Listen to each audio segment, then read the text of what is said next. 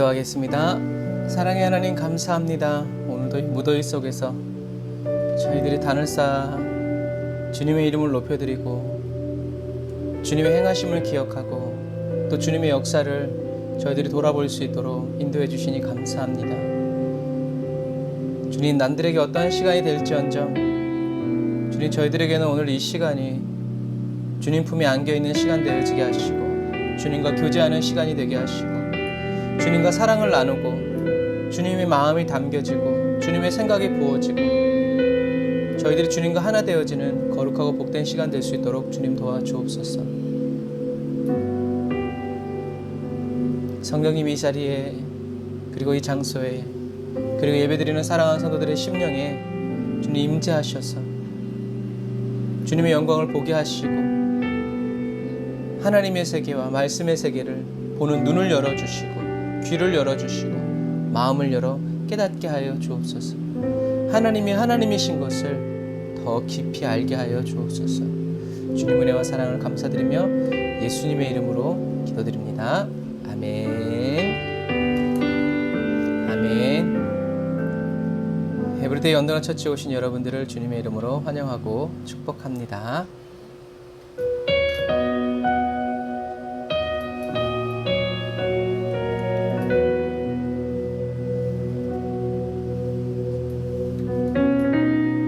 거친 길을 걸어갈 때도 우리 새 찬양 한번 배워서 또 불러보겠습니다.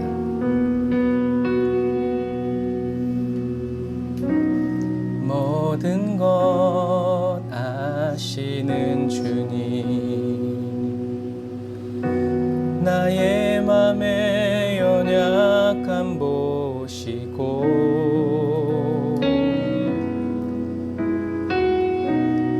부족한 그 모습대로 주님 마음에 새겨주시네. 다시 한 번 더. 모든 것 아시는 주님, 모든 것 아시는 주님, 주님은 저와 여러분들의 모든 것을 아십니다. 나의 맘에 연약함 보시고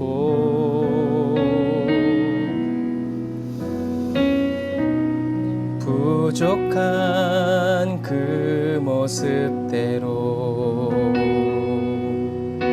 주님 마음에 새겨주시네. 우리를 안아주시는 주님, 주님께 도로한 마음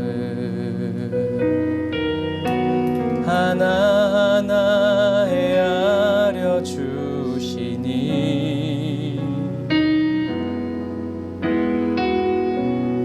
그 마음 그 아픔들을 주님 손으로 품어주시네.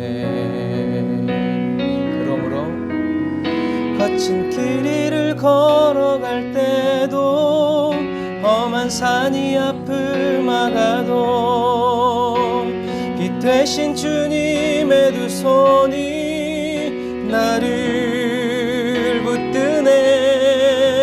주의 마음이 닿은 내 삶에 저민 슬픔을 씻으시는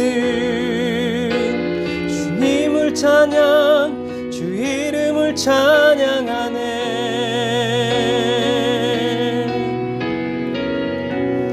모든 것 아시는 주님, 나의 맘의 연약함 보시고 주님께 보여드립니다.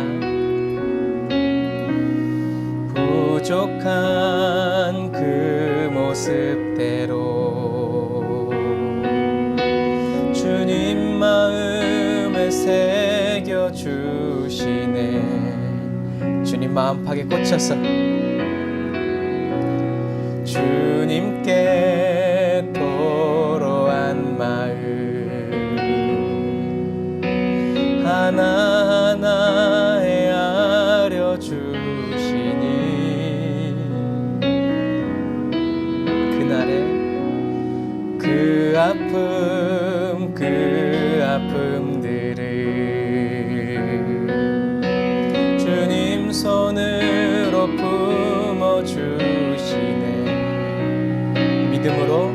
번째, 거친 길 위를 걸어갈 때도 험한 산이 앞을 막아도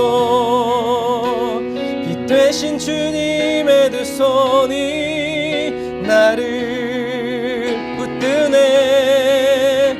주의 마음이 닿은 내 삶에 저민 슬픔을 씻으시는 주님을 찬양, 주 이름을 찬양하네. 거친 길 위를 걸어갈 때도 험한 산이 앞을 막아도 빛 되신 주님의 두 손이 나를 붙드네. 주의 마음이 닿은 내 삶에 저민 슬픔을 씻으시는 주님을 찬양, 주 이름을 찬양하네.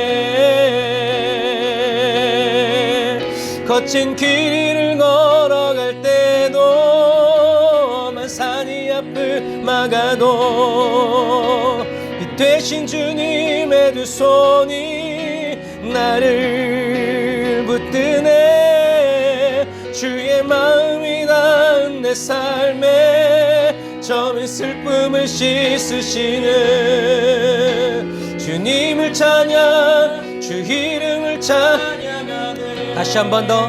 거친 길이 있을 때 찬양합니다. 거친 길 위를 걸어갈 때도 험한 산이 앞을 막아도 빛 되신 주님의 두 손이 나를 붙드네. 주의 마음이 닿은 내 삶에 저민 슬픔을 씻으시는 주님을 찬양, 주 이름을 찬양하네. 다시 한 번 더.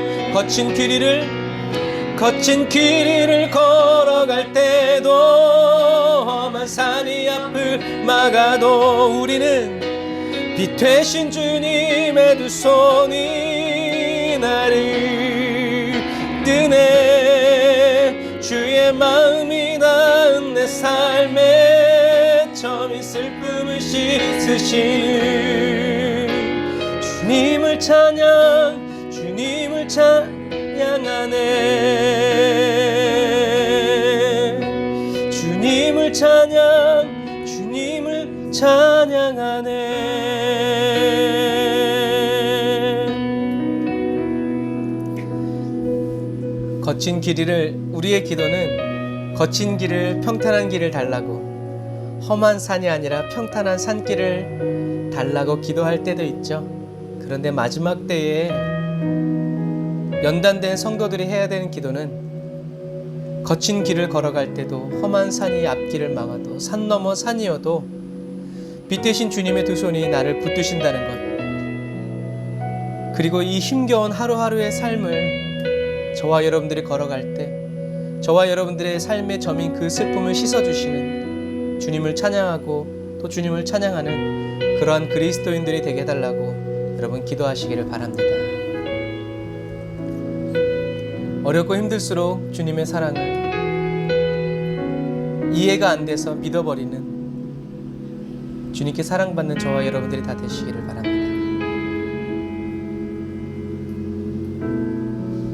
주님 지혜를 주세요. 주의 사랑은, 주의 선하심은, 주의 은혜를 생각해보라. 하늘보다도 더 높으신 아버지의 사랑 크고 놀랍네. 아버지 사랑 크고 놀랍네. 초대교회와 요한계시록의 성도들을 생각하면서 주의 사랑은, 주의 선하심을, 부모가 자녀들에게 주의 은혜를 생각해보라. 하늘보다도 더 높으신 주의 사랑 크고 놀랍네. 아버지 사랑 크고 놀랍네. 다시 한 번 더 이 사랑 받은 우리가 노래합니다. 주의 사랑을, 주의 선하심을, 원수의 달콤한 타협 앞에서도 주의 은혜를 생각해보라. 하늘보다도 더 높으신 아버지의 사랑 크고 놀랍네.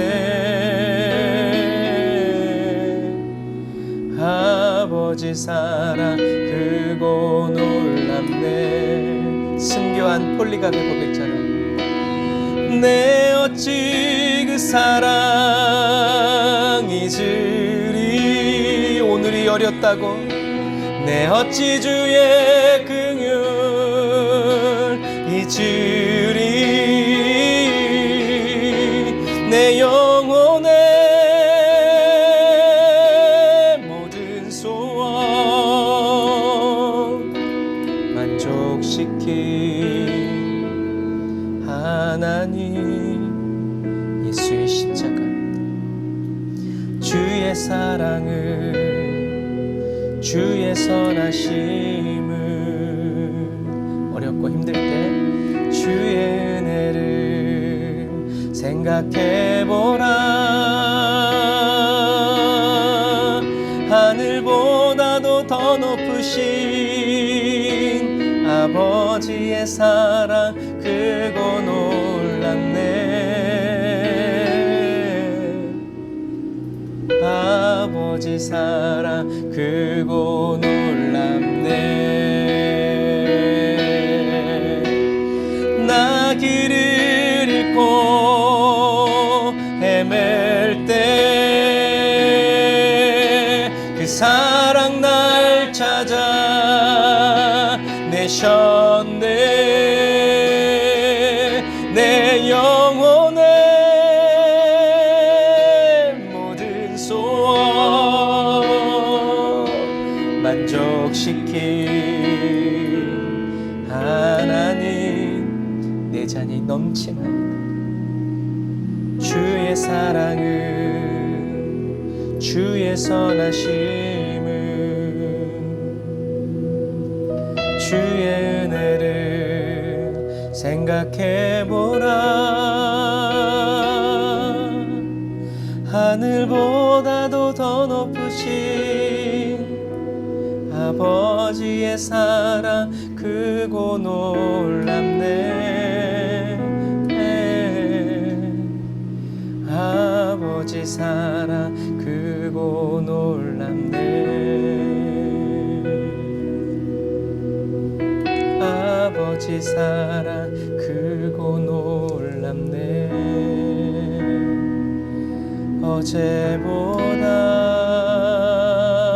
어제보다 주님 더 필요해요.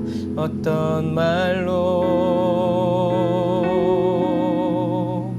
나 표현 못해요. 이전보다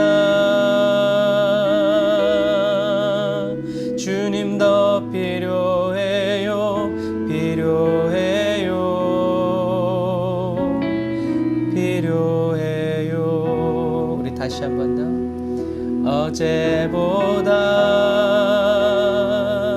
오늘 주님 더 필요해요. 어떤 말로 나 표현 못해요. 이전보다 주님 더 필요해요. 필요해요. 필요해요. 내 호흡보다 더, 내 노래보다 더, 내 생명보다 더 주 필요해요. 또 시간이 흘러도 주 다시 예전으로 돌아서지 않으리라. 어제보다 주님의 은혜로 주님 더 필요해요. 어떤 말로 나 표현 못해요. 이전보다 주님 더 필요해요. 필요해요.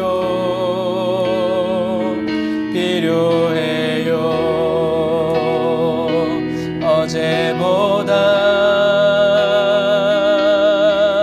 주님 더 필요해요. 어떤 말로 나 표현 못해요. 이전보다 주님 더 필요해요. 필요해요. 이 은혜 베푸신 주님께 찬양 드리세. 주님께 찬양 드리세. 주님께 찬양 드리세.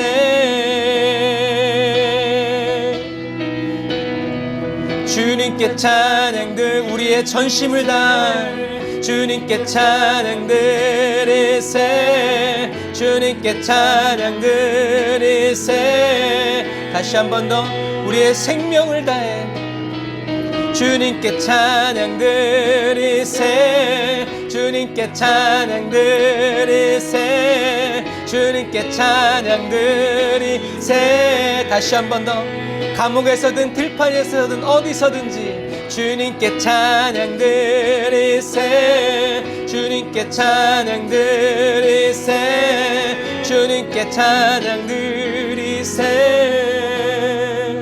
왜냐하면 어제보다 주님 더 필요해요. 어떤 말로 내 마음 난 표현 못해요. 이전보다 주님 더 필요해요. 필요해요.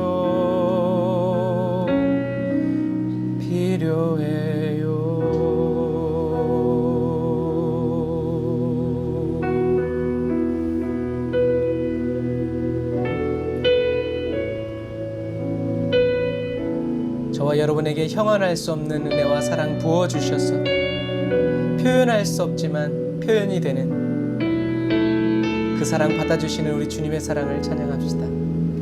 우리에게 은혜해 주시기 위해서 웬 말인가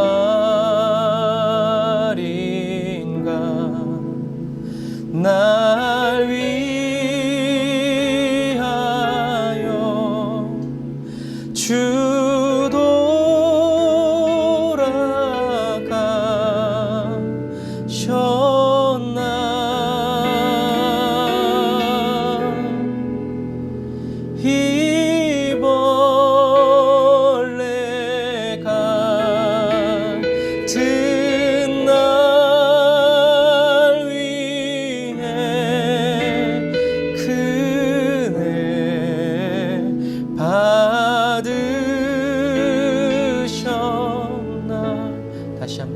웬 말인가 주님의 사랑이 깊어지면 깊어질수록 웬 말인가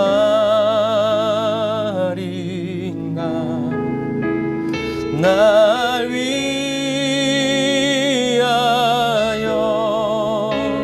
주 돌아가셨나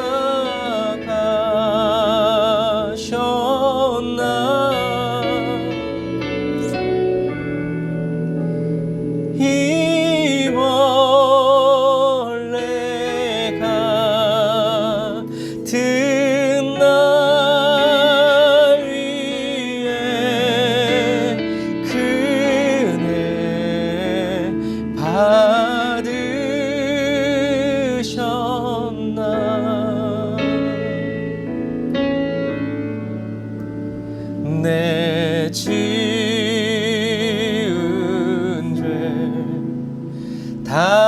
지시고 못 박히셨으니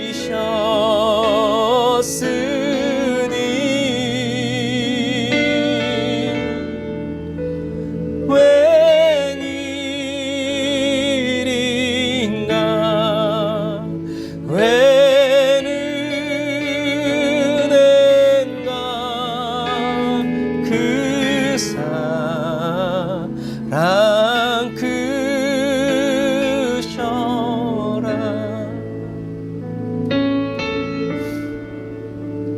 나 십자가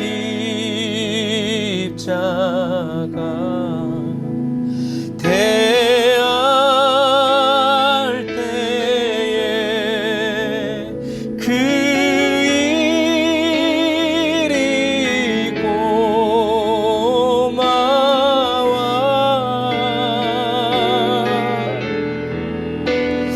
내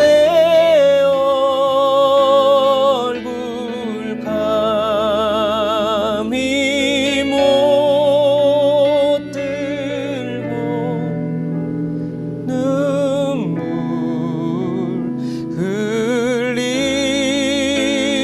흘리도다. 아멘. 주님, 이러한 그리스도인이 되길 원합니다. 늘 울어도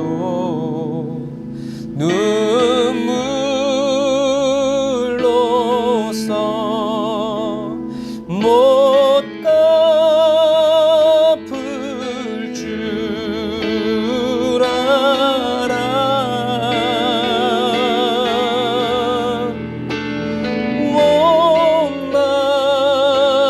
못막게 드릴 것 없어 이 몸 바칩니다. 우리 시간 기도할 때 주님 이 은혜가 저희들에게 있기 원합니다. 내가 주님을 처음 만났던 그날, 주님의 사랑 앞에서 시뻘건 내 죄만 보이던 그날, 그런 나를 주님이 안아주시고 씻어주시고 괜찮다고 사랑한다고 내가 널 위해 십자가에 못 박혔다고 주님의 그 음성을 듣고 행복해하던 그때 그 은혜가, 그 은혜로 오늘 나를 채워달라고 우리 시간 다 같이 합심으로 기도하겠습니다. 오 사랑의 주님 감사합니다. 샤라란다라와라 칸다라와라 사와란다라 예라란다라 예라라 사와라라 라바라바란다라 예라라 사와란다라 와라라 카와란다라 와라라 사와란다라 와라라. 주여, 세상의 고단함과 세상의 세파에 아버지 휩쓸려 잊어버렸던 주님과의 그 달콤함을 아버지 하나님 오늘 회복되어지기를 원합니다.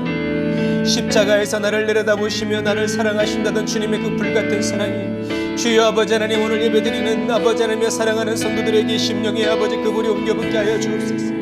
주여, 원수마귀가 빼앗아가고 우리의 눈을 가리웠던 모든 압제와 속임들이 예수의 이름으로 아버지 하나님의 뜯겨져 나가고 찢겨져 나가고 무너질지어다.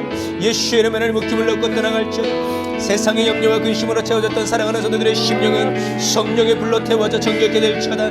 라바라바라란데라 예레레사 와라바라란데라 예레레사 와란데라 와레카바란데라 와라레사 와라. 몸을 드리고 마음을 드리고 생명을 드리고 아버지 하나님의 아버지 하나님의 주여 목숨을 버려 십자가를 지신 예수님처럼 아버지 하나님 오늘도 살아가는 저희들이 아버지 하나님의 주님을 위하여 아버지 우리의 마음과 뜻과 정성도 모자라서 목숨까지 내어드리는 아버지 그리스도의 제자로서 살아갈 수 있도록 아버지 하나님 도와주옵소서. 사랑의 불을 던져주옵소서. 사랑의 불을 던져주옵소서.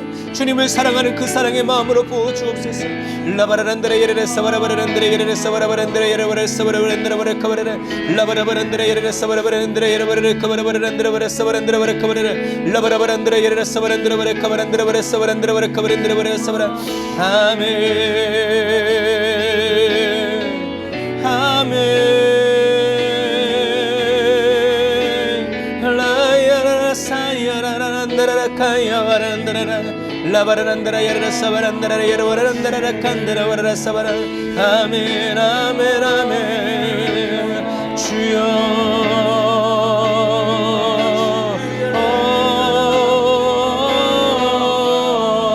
라야라 사야와 칸다라 라야와란다라 삼바라와란다라 카와란다라 라이야 바란다라 예르르 사바라 바란다라 예르르 바라라 라바라 바란다라 예르르 예르 바라 카바라 바란다라 예르르 사바란다라 바라 카바라 오 주님 라샤라바라 카바라 바란드리 바라 카바란드리 바란다라 예르르 사바라 아멘 아멘 아멘 아멘 아멘 아멘 오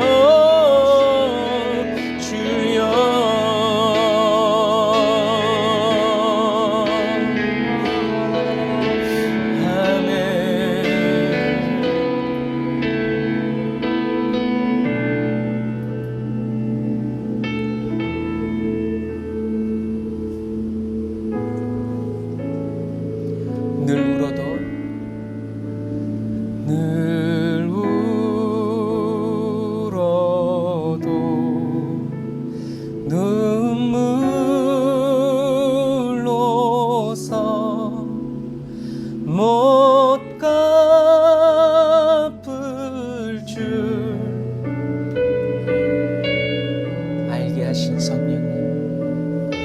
성령님께서 못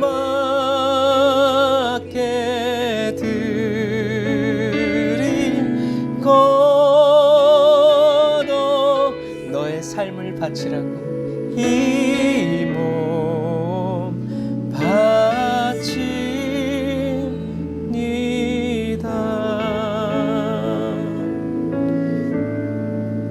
아멘.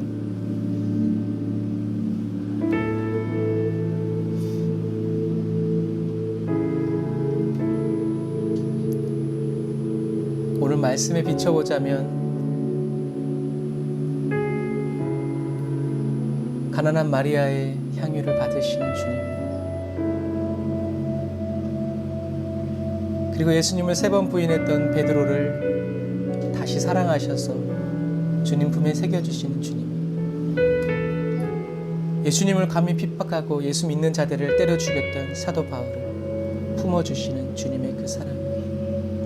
주님, 그러나 주님의 그 사랑을 믿어 저희들이 완악하게 행하는 그러한 사람 되지 않고 주님의 사랑을 깨닫고 돌이킨 이후에는 받을 수 없는 사랑을 받은 나,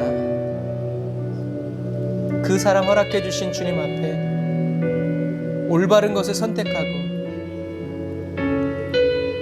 7번 넘어졌어도 다시 8번째 나를 의롭다 하실 주님을 향하여 힘껏 일어나고 다시 시작하고 충성을 불태우고 사랑을 불태우면서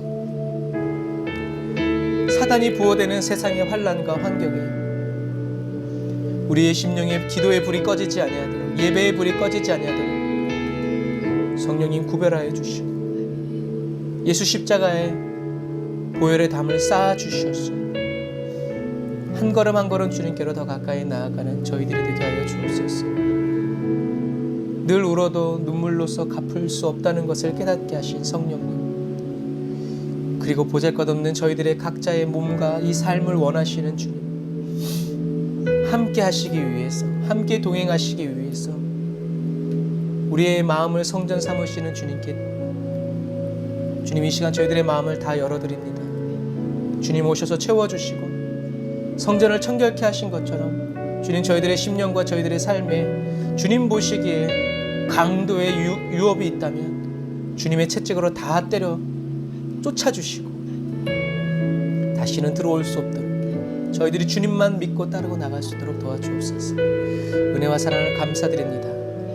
주님 역사하시고 인도하여 주옵소서.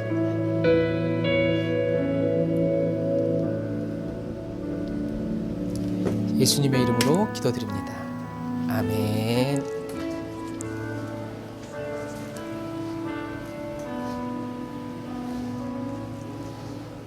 아멘. 감사합니다.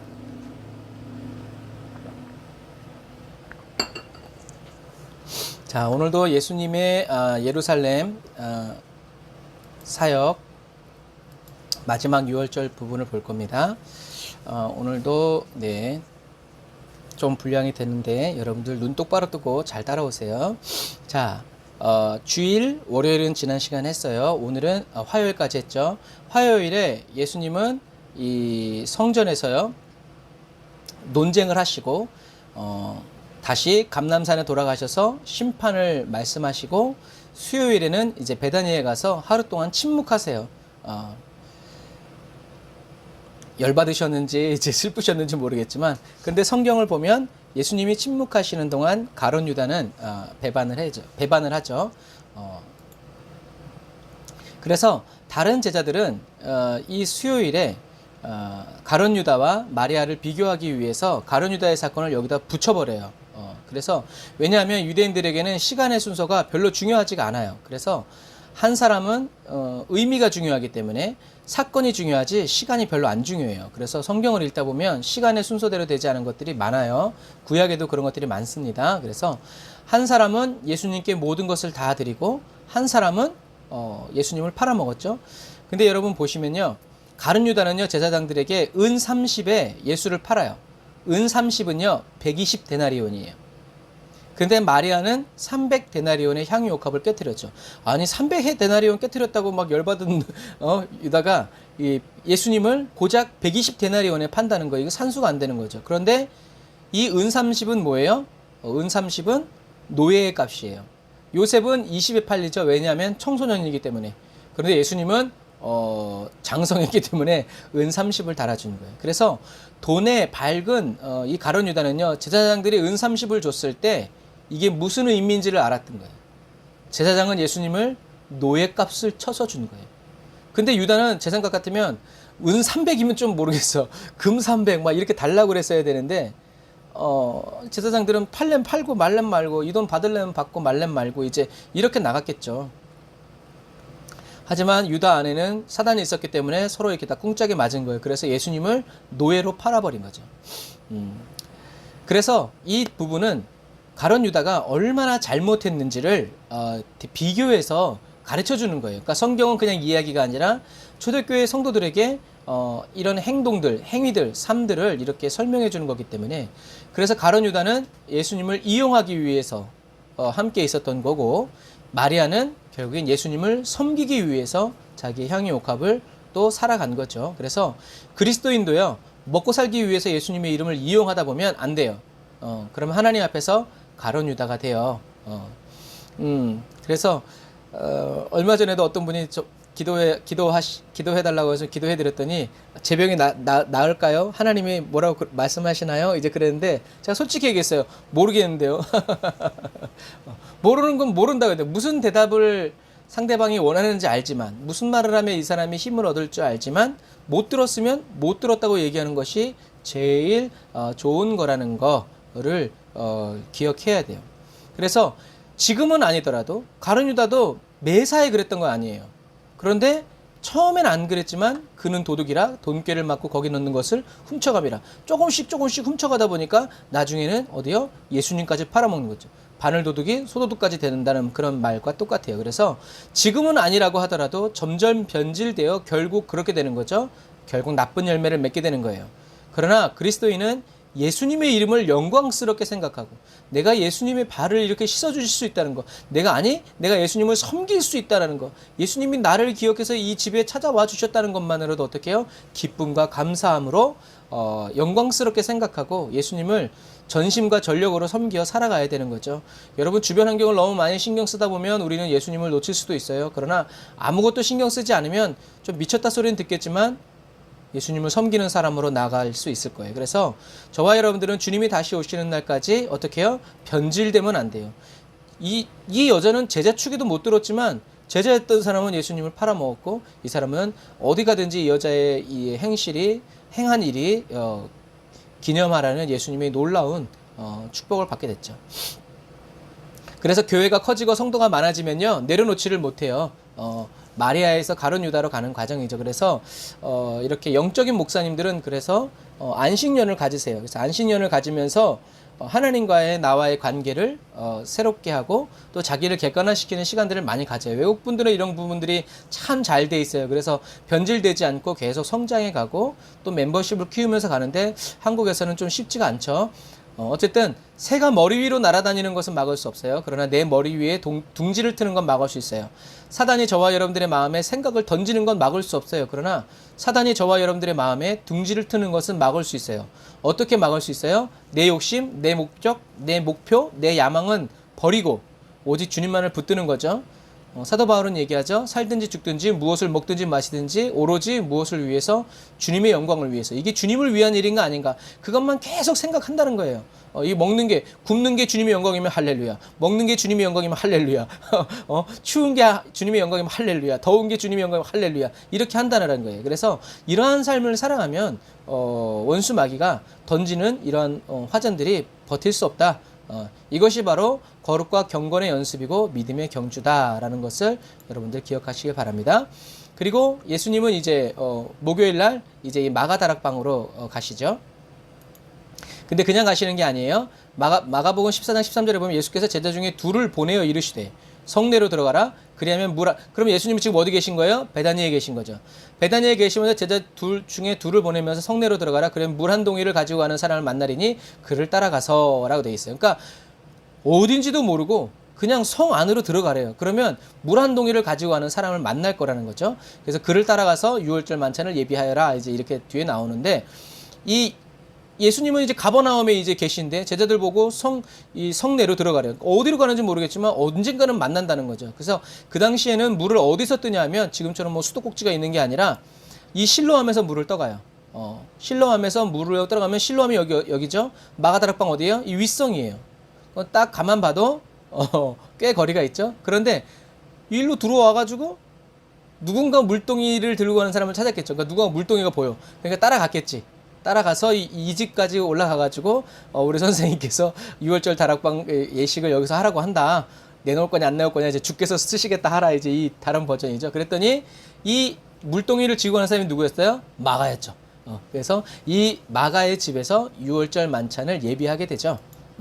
그래서 이 마가의 다락방은 나중에 어느 정도 120명의 성도가 기도할 정도니까 얼마나 큰 집이었는지 알 수 있죠. 그래서 하나님은 하나님의 일을 하신다는 거죠. 순종만 하면 돼요. 따라가면. 이 사람이 아닌가 만약에 마가가 아니라고 그랬으면 다시 가가지고 또 찾았겠죠. 이제 그런 거예요. 하나님의 이루어질 때까지 우리는 계속 시도하는 거죠. 자, 그러면 여기서 이제 우리가 문화적인 것을 알아야 되는데 예수님이 목요일날 6월절 음식을 먹는데요. 그러면 6월절 식사는 언제 먹는가? 금요일날. 어린 양이 죽을 때 금요일날 먹냐? 아니면 목요일날 먹냐?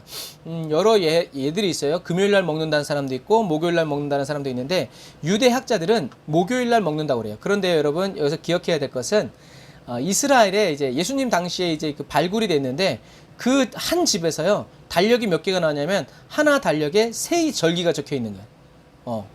그건 무슨 말이냐면 그 이유는요. 바리새인이 지키는 절기가 틀리고 사두개인이 지키는 절기가 틀리고 에세네파 사람들이 지키는 명절이 다 틀렸단 얘기예요. 그러니까 어떤 사람은 목요일날 6월절 음식을 먹고 어떤 사람은 금요일날 6월절 음식을 먹는데 틀린 게 아니라 이 사람들이 중요한 건 이 절기를 어떻게 지키느냐에 따라 달려있다는 거죠. 그래서 지금도 이스라엘 가면 카톨릭과 기독교는 12월 25일에 성탄절 보내요. 그런데 유대인들은 1월 달에 성탄절을 드려요. 무슬림들도 1월 달에 성탄절을 드려요. 그래서 결국 종파마다 절기가 다 다르다는 것만 알고 계시면 됩니다. 여기가 이제 마가다락방이라고 이제 알려진 곳이에요. 이렇게 돼 있는데 아주 공기가 좋고 아주 그냥 이렇게 잘 만들어졌죠. 그래서 그리고 여기 보면 이제 이게 최후의 만찬 그림이죠. 우리는 최후의 만찬을 다 이렇게 알고 있어요. 근데 이게 뭐냐면요. 그림이 저와 여러분들을 이렇게 성경을 오해하게 만들어요. 이게 최후의 만찬이라고 그러면 우리들은 이게 최후의 만찬인지 다 알지만 유대인들은 코웃음을 칩니다. 무식한 것들 이렇게 해요. 왜냐하면 문화적으로 다르기 때문에 그래요. 자, 그래서 6월절 만찬에서 가장 중요한 것은 새 언약이에요. 새 언약. 그래서 고린도전서 11장 24절부터 우리 같이 읽어볼까요? 시작. 축사하시고 떼어 이르시되 이것은 너희를 위하는 내 몸이니 이것을 행하여 나를 기념하라 하시고 식후에 또한 그와 같이 잔을 가지시고 이르시되 이 잔은 내 피로 세운 새 언약이니 이것을 행하여 마실 때마다 나를 기념하라 하셨으니 너희가 이 떡을 먹으며 이 잔을 마실 때마다 주의 죽으심을 그가 오실 때까지 전하는 것이니라. 아멘. 옛 언약은 뭐예요? 어린 양이에요. 양고기를 먹는 거죠. 그런데 예수님이 여기서 이 유월절에서 새 언약을 세우시는데 그 새 언약이 어린 양의 고기가 아니라 뭐였어요? 예수님의 몸과 피, 예수님의 떡과 포도주라는 거예요. 이것을 기억하셔야 되는데 그 예수님이 언약을 갱신하시는 거예요. 출애굽기 12장에서는 유월절을 어린 양 이렇게 해가지고 즐기라고 했는데 이제는 그 주인공이 이제 예수님으로 바뀐 거예요. 자, 요거 잘 보세요. 그리고 이게 뭐냐면 이제 다빈치 코드예요. 그래서 예수님이 이렇게 앉으셨잖아요. 요 M자가 마리아의 M자라는 거예요. 그리고 요 V는 빨간 V는 버진 처녀라는 거죠. 그래서 이게 다빈치 코드라는 건데 이게 뭐 말도 안 되고 예수님 옆에 주로 여기 사도 요한이 있다고 생각하는데 이 요한이 어떻게 생겼어요? 약간 머리도 길고 그러죠. 그래서 다빈치 코드에서는 이거 요한이 아니라 바로 마리아다 라고 이렇게 주장을 펼쳐요. 그런데 예수님, 요한, 베드로 이제 이런 식으로 쭉 나가는데 근데 이 그림 자체가 틀린 그림이라는 것을 여러분들이 기억하셔야 돼요. 아까 말한 것처럼 유대인들은 이렇게 상을 차려요. 디귿자로. 그러면 우리나라식으로 치자면 제일 상석에 있는 사람이 어디예요? 이 가운데예요. 그런데 유대인들은 어디일까요? 자, 이게 그때 당시에 이렇게 자리를 만드는 거예요. 예수님이 어디 계세요? 여기 계세요. 유대인 문화는 이렇게 디귿자로 음식을 차리는데 이 디귿자 자리에서 가장 상석은 바로 이 자리예요. 그래서 여기가 예수님, 여기가 요한이 누워있죠? 힘든 것 같아요. 누워있고 바로 그 옆에 가룟 유다가 있죠. 그 말은 뭐예요? 예수님 좌우에 있다는 것은 이만큼 이 사람들이 신뢰받고 중요한 사람들이라는 거죠. 베드로는 여기 건너편에. 그래서 여기서 머릿짓 하면서 요한한테 너는 어떻게 되냐고 물어봐라 할 때 이 베드로가 이 멀리 떨어져 있으니까 머릿짓 하면서 사도 요한한테 물어보라는 거예요. 이런 거예요. 그러니까 여러분 기억하세요. 문화적으로 유대인들은 이런 좌석으로 앉아서 밥을 먹고 여기서 가장 상석은 바로 예수님이 앉으신 이 자리다. 우리나라의 상석 개념과 유대인의 상석 개념은 다르다는 것을 꼭 기억하셔서 이런 그림에 속으시면 안 돼요. 이거는 그냥 그림이에요. 이런 것에 우리가 속으면 안 돼요. 그래서 마태복음 14장 22절, 마가복음 14장 12절 다시 읽어볼까요? 그들이 먹을 때에 예수께서 떡을 가지사 축복하시고 떼어 제자들에게 주시며 이르시되 받으라 이것은 내 몸이니라 하시고 예수님이 이해할 수 없는 말을 하시는 거예요. 그런데 예수님은 떡을 이렇게 떼시고 쪼개세요. 떡을 가지시고 떼어주신다는 거죠. 부셔서 주신다는 거죠. 그런데 떡을 떼고 쪼개는 이 단어가 카라블릿이라는 단어예요. 카라블릿. 요 그림이 뭐예요?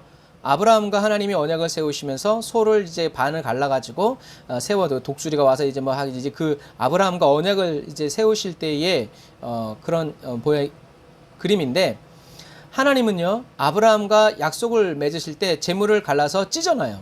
그리고 그 사이를 누가 지나가시냐면 하나님이 불로 확 지나가세요.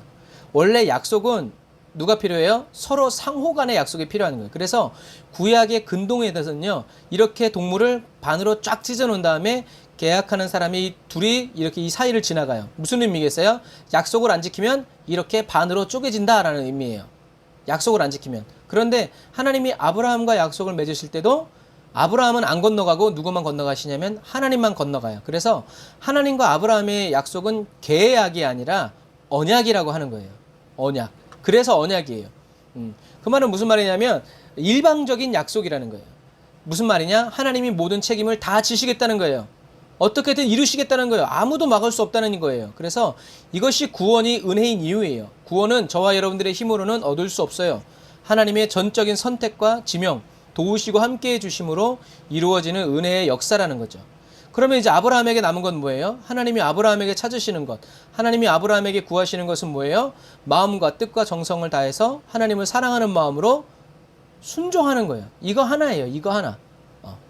그리고 이 약속은 저와 여러분들에게도 마찬가지예요. 그래서 순종, 믿음으로 인한 순종, 사랑의 순종, 충성의 순종이 저와 여러분들을 통해서 하나님께 드려지고 바쳐지기를 주님의 이름으로 축복합니다. 이것처럼 제자들도 떡을 떼고 이렇게 했다는 것이 아니라 예수님이 떡을 뗐다라는 것은 예수님이 일방적으로 약속하신 거예요. 내가 너희들의 살과 피 먹여서 너희들을 이제 내가 일방적으로 내 살과 피를 너희들에게 먹여준다. 너희들은 이제 이것을 기념해라. 어디 가든지 이 복음을 전해라. 예수님이 예수님의 살과 피로 나를 먹이시고 구원해 주셨다. 이런 얘기죠. 그래서 유월절 만찬을 하면서 누구를 생각해라? 살과 피로 우리를 먹이시고 우리를 구원하여 주신 예수 그리스도를 생각하라 라는 얘기예요. 그리고 예수님은 이제 유월절 어린 양의 그래서 이 떡은 예수님의 살이고 피는 예수님의 피, 이것을 다 구약의 언약을 예수님이 이제 다 성취하시는 거죠. 예수님은 여기가 마가다락방이에요. 마가다락방에서 유월절 의식을 이제 다 행하시고 그 의식이 마쳐질 때 떡을 찍어서 누군가에게 주면서 내가 이 떡을 먹는 사람이 찍어서 주는 사람이 나를 팔자다. 그런데 제자들이 누군지 몰랐다는 이유는 무슨 말이에요? 예수님이 다 모든 제자들에게 떡을 찍어서 떡을 포도주에 찍어서 다 주셨기 때문에 그래요. 그래서 내가 주는 떡을 먹은 자가 나를 팔자다라고 해서 범인을 특정하지 못하는 거예요. 그래서 어쨌든지 가룟 유다가 성경에서 보면 주여 나니니까 내가 말하였다 하고 네 할 일 해라 해가지고 이제 가룟 유다가 요 마가다락방에서 그 유월절 예식이 끝난 다음에 가룟 유다가 어디로 가냐면 요 대제사장 가야바의 집으로 가요. 딱 봐도 거리가 멀어요? 가까워요? 가깝죠. 그만큼 마가는요 잘 사는 사람이었어요. 대제사장 옆에 살 정도면 이 사람 어마어마한 부자였다는 얘기죠. 땅 크기를 보세요. 그래서 가룟 유다는 요 마가다락방에서 어둠에 나와가지고 어디를 가냐면 대제사장 가야바의 집으로 가요. 아무리 늦어도 팔고 뭐 만나고 이렇게 해가지고 오면 1시간이면 올 수 있는 거리죠. 그런데요 그 다음이 중요해요. 예수님은요 가룟 유다가 나간 다음에 무엇을 얘기하세요? 나는 포도나무여 너희는 가지다. 보혜사 성령님이 다 생각나게 하실 것이다. 담대하라. 내가 세상을 이기었다. 라고 하면서 짧은 그 시간 동안에 예수님이 고별 설교를 확 쏟아주세요. 그래서 예수님의 이 귀한 말씀을 나중에 사도 요한이 어떻게 해요? 기억해서 다시 요한복음에 기록할 수 있도록 성령님이 도와주셨다는 거죠. 그러니까 가룟 유다가 예수님을 팔러 그 간 사이에 예수님의 앞으로 될 일들 그리고 막 성령님이 와서 막 이런 계시적인 말씀들을 제자들에게 확 다 쏟아지신 거죠. 여러분 이것처럼 기억은 사라지는 게 아니라 덮어 씌워지는 거래요. 그러니까 디스크하고 똑같아요.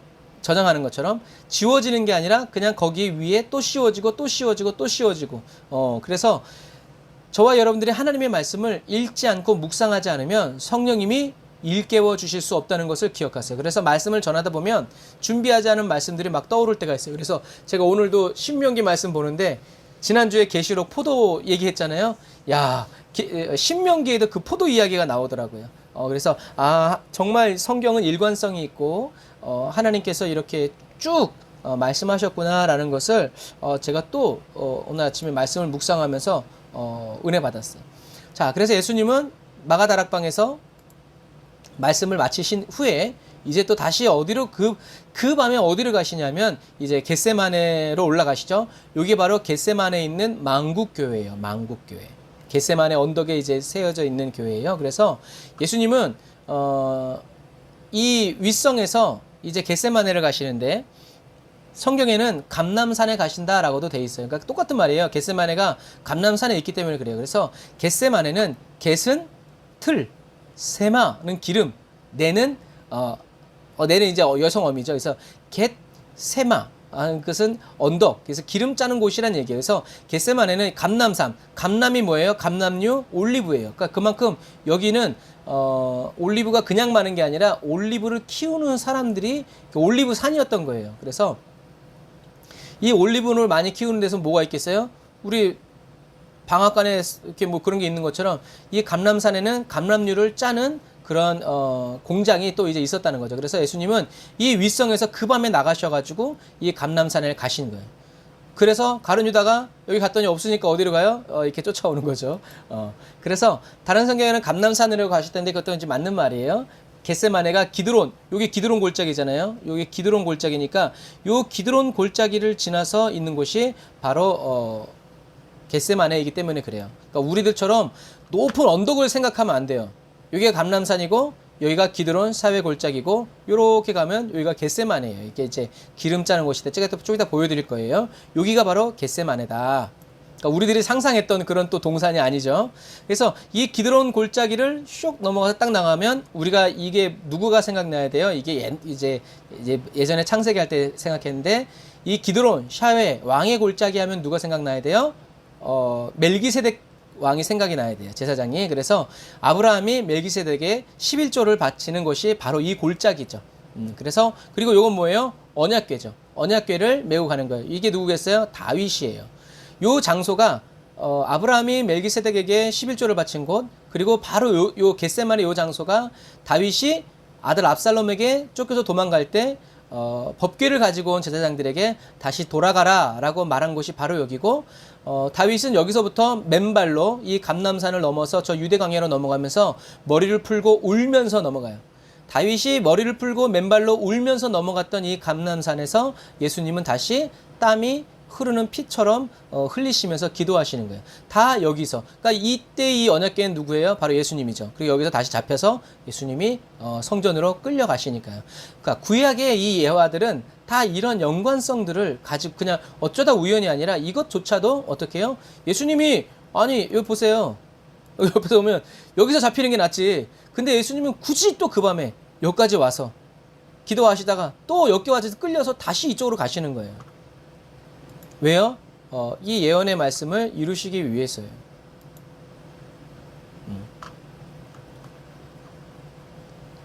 그러니까 또 어떤 의미에서 다윗은 예수님의 이 겟세마네를 어떻게 해요? 자기의 인생 속에서 체험한 거예요.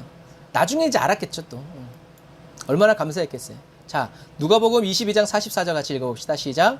예수께서 힘쓰고 애써 더욱 간절히 기도하시니 땀이 땅에 떨어지는 핏방울 같이 되더라. 아멘. 그래서 현대과학의학자가 규명했대잖아요. 진짜 사람이 우리도 막 슬픈 일을 당하면 피눈물 나듯이요.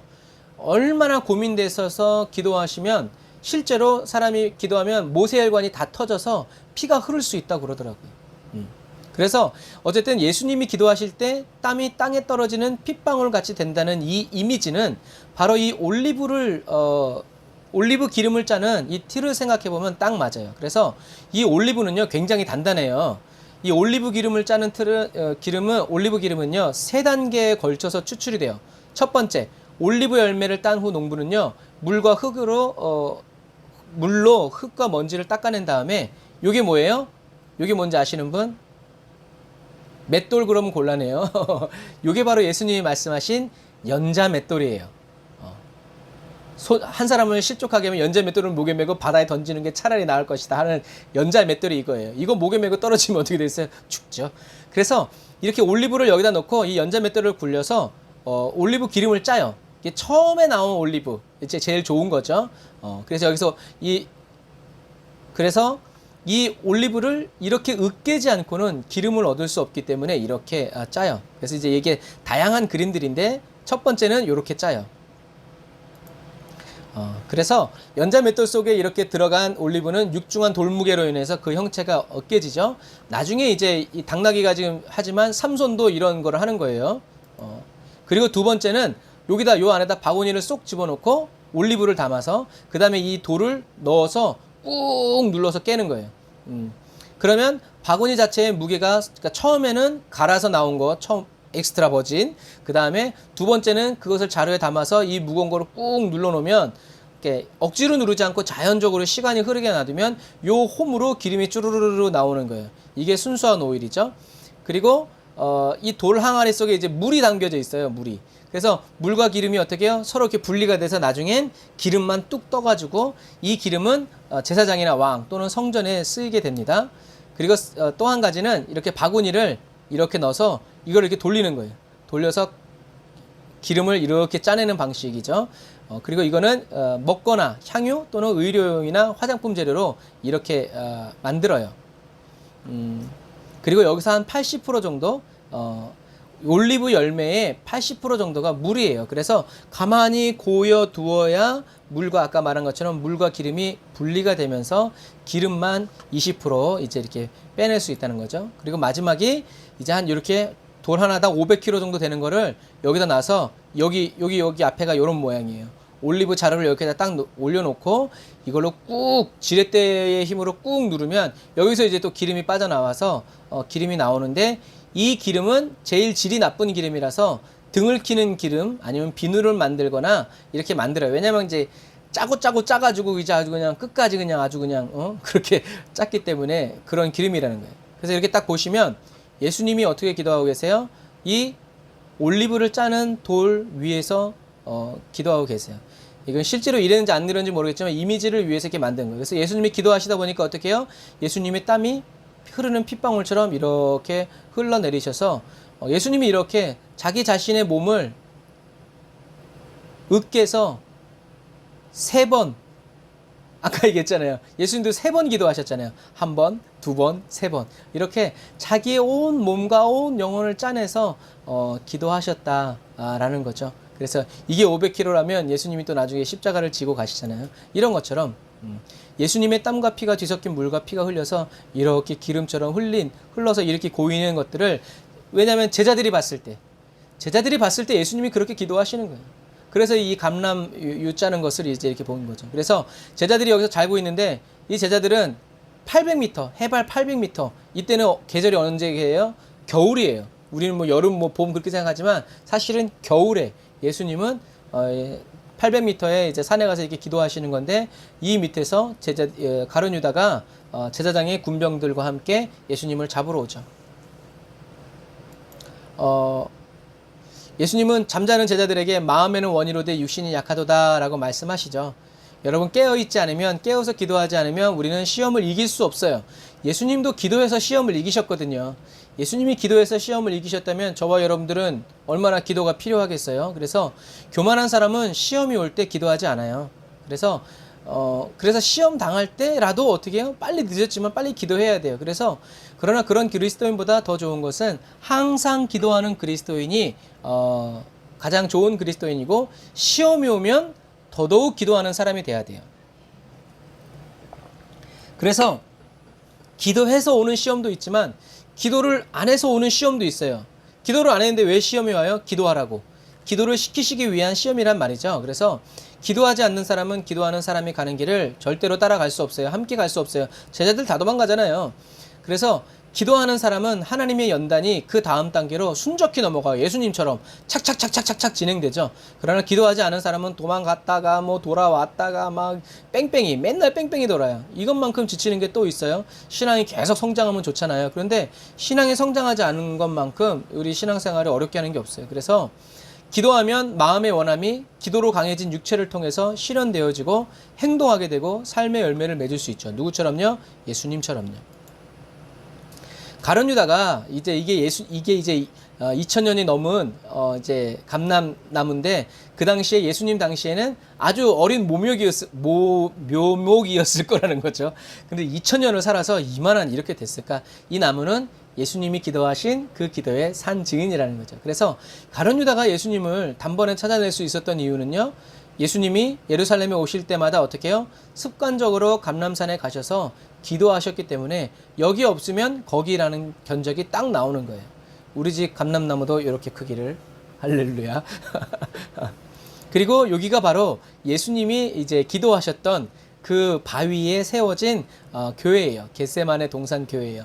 우리가 가볼 수 없으니까 눈으로 보세요. 그래서 예수님이 이렇게 기도하셨던 곳을 이렇게 가시 면류관으로 이렇게 해놨어요. 못 들어가게. 한국 사람 같으면 다 들어가서 이제 하겠죠. 그래서 누가복음 22장 42절에 이르시되 아버지여, 만일 아버지의 뜻이거든 이 잔을 내게서 옮기시옵소서. 그러나 내 원대로 마옵시고 아버지의 원대로 되기를 원하나이다 하시니. 그래서 이렇게 좀 잔 모양으로 이렇게 생겼죠. 그래서 예수님은 예수님의 소원과 하나님의 소원이 부딪힐 때, 하나님의 소원이, 하나님의 뜻이 이루어지기를 간절히 기도했다는 거예요. 여러분, 이 말씀을 잘 들으세요. 나의 소원과 하나님의 소원이 부딪힐 때 하나님의 뜻이 이루어지기를 간절히 원하셨다는 거예요. 저와 여러분도 그렇게 되기를 바랍니다. 그래서 간구의 어원이 뭐라고 그랬어요? 백기. 항복할 때 흔드는 백기라고 그랬죠. 생명까지 다 맡기는 거예요. 그래서 간구의 기도는 간절히 구하는 기도가 아니라 아버지의 뜻대로 되기를 원하는 것, 아버지께서 모든 것을 주관하시는 것을 믿는 것, 이게 간구입니다. 열심히 기도한다고 해서 그게 간구가 아니에요. 그거는 세상적인 개념이에요. 주님이 기뻐하시는 간구는 아버지의 뜻대로 되기를 원합니다 라는 기도라는 것을 기억하시기를 바랍니다. 그래서 사람들이 이렇게 주변에 모여서 예수님의 겟세마네 기도에 기도하신 것, 그래서 여기 이렇게 되어 있죠. 그래서 이제 감람나무 사이에서 예수님이 기도하시는, 그래서 예수님은 3번에 걸쳐서 기름이 짜지듯 3번 기도하셨다라는 거. 그리고 여기는 스데반 집사 순교 기념교회예요. 그래서 예루살렘 성에서 사자문을 나와서 아래쪽으로 내려가면 기드론 골짜기를 만나는데 오른쪽 길가에 작은 교회 하나를 만나게 되는데 이 교회는 스데반 집사가 돌에 맞아 죽고 순교한 다음에요. 예루살렘 성문 밖으로 버려지게 돼요. 시체는 부정하니까. 그래서 성문 앞에서 맞아 죽고 성문 밖에서 시체가 버려지는데 이 버려진 장소에 세워진 게 바로 스데반 집사의 교회예요. 그래서 스데반 집사가 밖으로 내쳐진 이 문이 사자문이었는데 이 사자문은 지금은 스데반의 문이라고도 그래요. 그래서 여기서 스데반 집사가 순교하죠. 돌에 맞아요. 그런데 그 건너편에 뭐가 보여요? 예수님의 겟세마네 동산이 보이는 거예요. 그래서 스데반 집사가 순교할 때 뭐가 보여요? 예수님의 겟세마네 기도가 언덕이 보이는 거예요. 그래서 스데반 집사님은 자기가 순교할 때 누굴 생각한 거예요? 예수님을 생각한 거예요. 예수님이 땀을 피처럼 흘리시면서 기도하는 곳을 바라보면서 스데반 집사님은 자기도 피를 흘리면서 기도합니다. 뭐라고요? 아버지요, 저들의 죄를 용서해 주십시오. 저들이 무슨 짓을 하는지 알지 못합니다. 여러분, 저와 여러분들이 핍박받는 그날에 내 새끼 딴 거 두고 그런 거 생각나지 말고 누가 예수님이 저와 여러분들을 구원하시기 위해서 예수님이 겟세마네 동산에서 3번씩 감람류가 짜지듯이 자기의 온 몸과 영혼을 쥐어 짜시면서 기도하셨던 그 기도가 헛되지 않게 하기 위해서 저와 여러분도 정신 똑바로 차리고 기도하는 그리스도인이 되시기를 주님의 이름으로 축복합니다. 그래서 예수님은 이렇게 겟세마네 이 기도의 처소에서 다시 가는 유다에게 팔려서 제사장들의 군인에 의해서 어디로 끌려와요? 가야바의 집으로 끌려. 아까 말한 것처럼 여기서 잡히면 편하잖아. 그런데 예수님이 여기서 가셨다가 여기서 기도하시다가 또 그 밤중에 새벽에 이렇게 또 끌려서 이렇게 오시는 거예요. 그래서 이 가야바의 집에서 베드로는 예수님의 말씀처럼 3번 부인하고 예수님을 모른다고 하고 저주하죠. 그래서 여기가 바로 베드로가 뛰쳐나가서 통곡하면서 기도했다는 베드로 통곡교회예요. 아마 베드로가 저 하늘나라에서 이거 보면서 얼마나 그럴까 싶어요. 그래서 이 베드로 통곡교회 위에는 이렇게 닭 울음소리를 우는 닭을 표현하는 이런 조형물이 있어요. 이에 베드로가 예수의 말씀에 닭 울기 전에 내가 3번 나를 부인하리라 하심이 생각나서 밖에 나가서 심히 통곡하리라. 독일에 가도 교회마다 다 이 닭이 있어요. 그래서 무슨 말이에요? 베드로의 이 부인, 예수님을 모른다고 했던 이것을 기억하라는 거죠. 마틴 루터의 종교개혁의 영향이기도 하고요. 그래서 베드로 교회 꼭대기에는 이렇게 닭이 예수님의 십자가 위에 딱 올라가 있어요. 그리고 이게 여기 어디냐면 예수님이 갇히셨던 감옥이에요. 이 제사장 가야바의 집 아래서 발굴된 감옥이 이렇게 있어요. 여기로 이렇게 내려가면 감옥이 있는 거예요. 그래서 여기 보면 여기 뭐 있냐면 여기 이제 소와 말들을 이렇게 걸어놓는 곳이기도 하고, 그러나 여기가 감옥이라고 했을 때는 여기가 바로 쇠사슬을 묶어서 죄수들을 이렇게 팔을 걸어놨던, 예수님이 이렇게 쇠사슬에 묶여서 이렇게 걸려 계셨던, 도망 못 가게 이렇게 했던 곳이죠. 그래서 제사장 가야바의 집 아래 가면요 이렇게 돼 있어요. 이렇게. 그래서 여기도 이렇게 홈이 돼 있고 여기도 이렇게 홈이 돼 있고, 그래서 여기 죄수들을 이렇게 묶어서 가둬두는 곳이에요. 그래서 예수님은 이곳에서 십자가를 기다리고 계셨을 것이다. 그래서 마지막 시대를 살아가는 저와 여러분들은요, 베드로처럼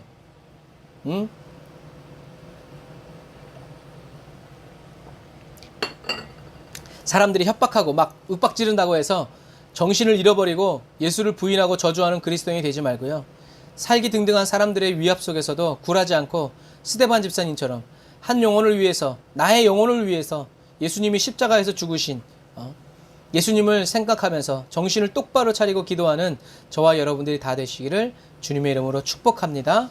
그날에 기도하시던 예수님이 생각나게 해달라고 여러분 미리 기도하시기를 주님의 이름으로 축복합니다. 기도하겠습니다. 아멘. 주님, 오직 하나님을 두려워하는 마음으로, 세상을 두려워하지 않는, 하나님을 두려워하는 마음으로 꽉 차서 세상을 두려워하는 마음이 조금도 들어갈 수 없는 정결하고 순결한 그리스도인이 되기 원합니다.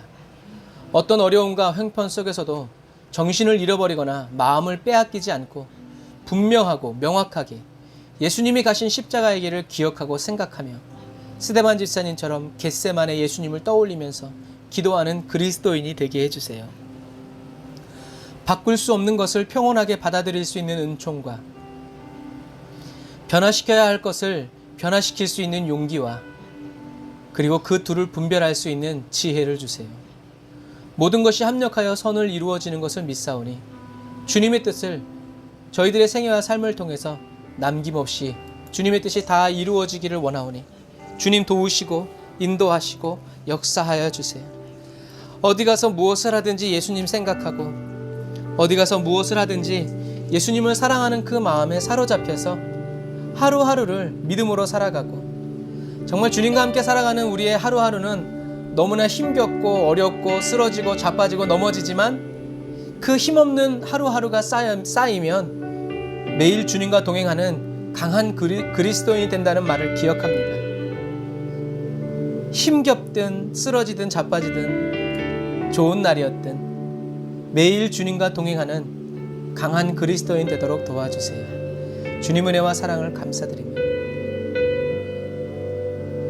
주님 다시 한번 원합니다.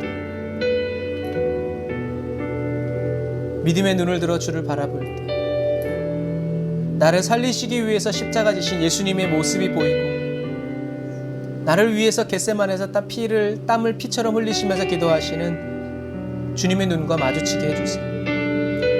그래서 주님과 눈이 마주칠 때 베드로처럼 나를 배반하리라는 말씀이 생각나서 뛰어가서 울지 않고 스데반 집사처럼 아버지의 뜻대로 되기를 원합니다 라는 주님의 기도가 생각나서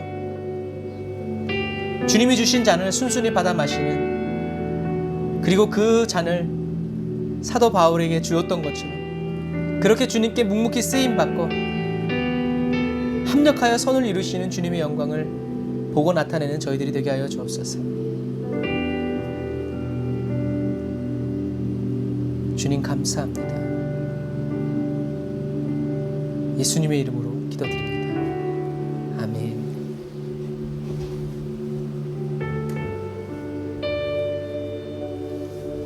우리 그가 오신 이유 찬양하면서 우리 준비하신 예물 하나님께 드리고 축도로 예배를 마치도록 하겠습니다.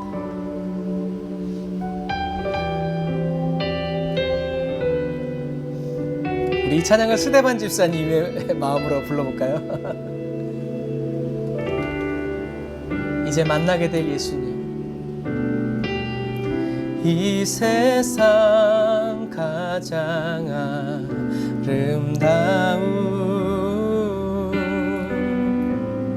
순종의 눈물,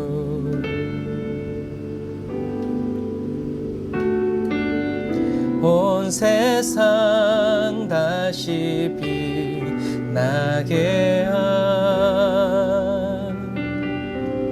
생명의 눈물,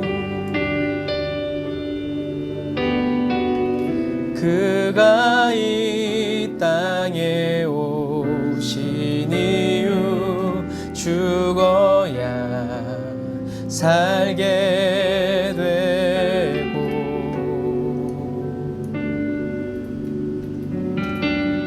저야만 승리하는 놀랍고 영원한 신비, 지으신 그대로 회복시킨 우리의 창조주 그리스도, 십자가의 길로 아버지 뜻 이루셨네. 그가 이 땅에 오신 이유 이제 우리에게 맡겨진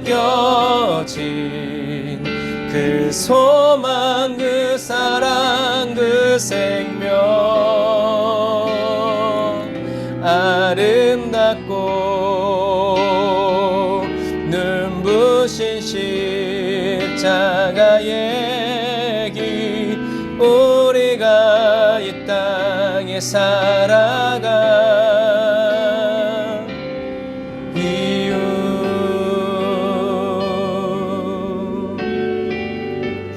다시 한 번 더. 이 세상 가장 아름다운, 이 세상 가장 이번엔 저와 여러분들이 주님께 불러드립시다. 순종의 눈물, 십자가의 길을 따라 걸으면서 온 세상 다시 빛나게 한 생명의 눈물, 그 눈물이 이제 저와 여러분들을 통해서 흘러내립니다. 그가 이 땅에 오신 이유, 죽어야 살게 되고, 자기의 몸을 깨트리신 예수님, 저야만 승리하는 놀랍고 영원한 신비, 지으신 그대로 회복시킨 우리의 창조주 그리스도, 십자가의 길로 아버지 뜻 이루셨네. 그가 이 땅에 오신 이유, 이제 우리에게 맡겨진 그 소망, 그 사랑, 그 생명, 아름답고 눈부신 십자가의 길, 우리가 이 땅에 살아갈 이유, 예수의 보혈로 그대는 씻기어 있는가. 할렐루야. 마음속에 여러 가지 죄악이 깨끗이 씻기어. 아멘. 다시 한 번 더. 예수님이 흘리신 그 피로 적십니다. 예수의 보혈로 날마다 그대는 씻기어 있는가. 날마다 씻으시기 바랍니다. 마음속에 여러 가지 죄악이 깨끗이 씻기어 있는가. 주님은 오늘도 우리에게 물으십니다. 예수의 보혈로 그대는 씻기어 있는가. 마음속에 여러 가지 죄악이 깨끗이 씻기어 있는가. 다시 한 번 더. 예수의 씻어주세요. 보혈로 내가 너희를 씻기 원하노라. 그대는 씻기어 있는가. 왜 구하지 않습니까? 마음속에 여러 가지 죄악이 깨끗이 씻기어 있는가.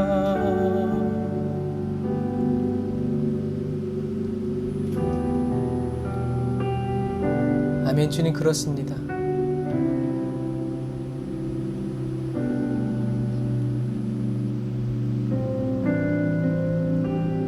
예수의 피로 우리의 모든 죄가 정결하게 씻어질 때, 그때 주님 다시 저희들의 심령에 오셔서 주님의 뜻을 이루시고 주님의 계획을 다시 시작하실 수 있음을 인하여 찬양합니다. 주님이 오실 수 없는데 와달라고 말하고, 주님이 주님의 일을 하실 수 없는데 역사해달라고 말하는 그런 애달픈 애처로운 관계가 되지 않도록 성령님, 저희들에게 지혜를 주세요. 무엇이 죄이고 무엇이 시험인지 분별할 수 있는 지혜를 주세요. 세상적으로 승리하고 성공하기 위한 지혜가 아니라 주님과 함께하고자 하는 지혜, 주님이 내게 오시고 주님이 나와 함께 하시고자 하는, 함께 하시게 하는 그러한 지혜, 그런 지혜로움을 저희들에게 허락하여 주셔서 우리 마음속 깊은 곳, 이전에는 내가 죄라고 여기지 않았던 것들이 내 신앙이 성장하고 주님과의 관계가 깊어지므로 그것이 죄였고 주님의 가슴을 찌르고 예수님의 옆구리를 찔렀던 창이었음을 깨닫게 됨으로 인해서 다시금 더 깊이 회개하게 되고 주님께 더 온전히 내어 맡기게 되는 그러한 은혜가 주여 마지막 시대를 살아가는 저희들에게 폭포수와 같이 부어지기를 원합니다. 고정관념 깨어지게 하시고 편견 깨어지게 하셔서 성경의 눈으로, 영의 눈으로, 믿음과 사랑의 눈으로 나의 삶을, 나 자신을 돌아보고 지켜보면서 나를 사랑하시는 주님의 그 사랑을 더 깊이 깨달아 알아가는 삶을 살아가게 해주세요. 주님,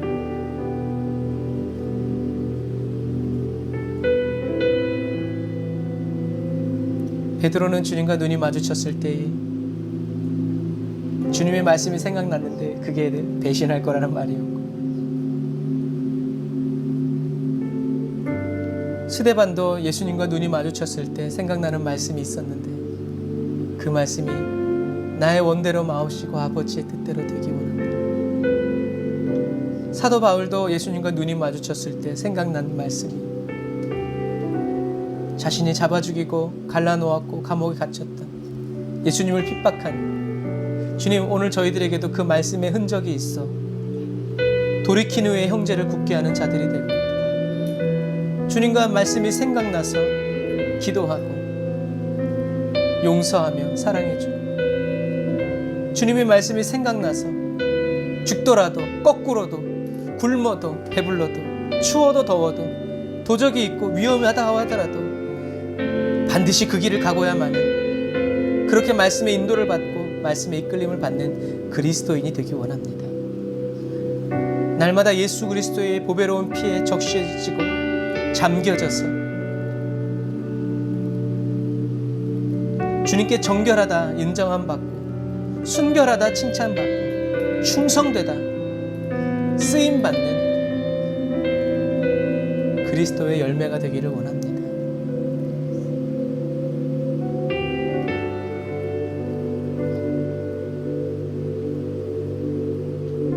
깨어지고 박살나고 물과 피가 흘러도 하나도 버리지 아니하고 주님이 그 모든 것을 하나님의 성전에, 왕에, 그리고 모든 생활에 하나 버릴 것 없이 사용하여 주시는 것처럼 주여 저희들의 1분 1초 하나도 놓치지 마시고 다 사용하여 주시고 하나님의 나라와 영광을 위해서 써주세요. 주님, 이런 마음으로 오늘 귀한 예물을 주님께 드립니다. 주님께 예물 드리는 에브리데이 언더너 처치의 사랑하는 성도들의 그 손길을 기억하셔서 인색함 없게 하시고 즐거운 마음으로 주님께 드려 즐거운 마음으로 베풀어 주시는 주님의 물질의 복을 받아 누려서 정직한 청지기가 되고 지혜로운 청지기가 되어 주님 오시는 그날에 잘했다 칭찬받는 주님과 함께 천국 잔치로 들어가는 저희들이 되게 하여 주옵소서. 지금은 길이요 진리요 생명 되신 우리 주 예수 그리스도의 은혜와 하나님 아버지의 극진하신 사랑하심과 성령님의 내주 교통 인도 역사하심이 단을사 예배드리고 예물드리고 돌아가는 주의 백성들 머리 위에 이제로부터 영원토록 함께 하실지어다. 아멘.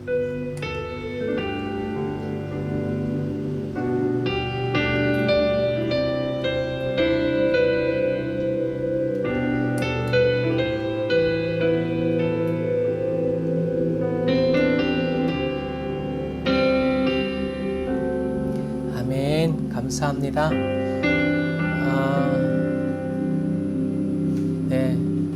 계속 더운 날이 계속 되고 있어요. 이번 주까지 뭐 계속 더울 것 같다는데 여러분 더위 속에서 몸 건강 잘 지키시고요. 정말 저와 여러분들이 정결해지고 깨끗해졌을 때 하나님이 저와 여러분들을 쓰지 않으실 수 없습니다. 하나님은 믿음의 사람을 한 곳에 가만히 두지 않으시기 때문에 그래요. 저와 여러분들이 기도로 어려움을 돌파해 나아가고 기도로 주님이 원하시는 자리까지 성장해서 나아가는 저와 여러분들이 다 되시기를 바랍니다. 아멘. 감사합니다. 오늘도 우리가 승리했습니다. 사랑하고 축복합니다, 여러분. 말씀 다시 돌아보시면서 무장하시고 승리하세요. 샬롬.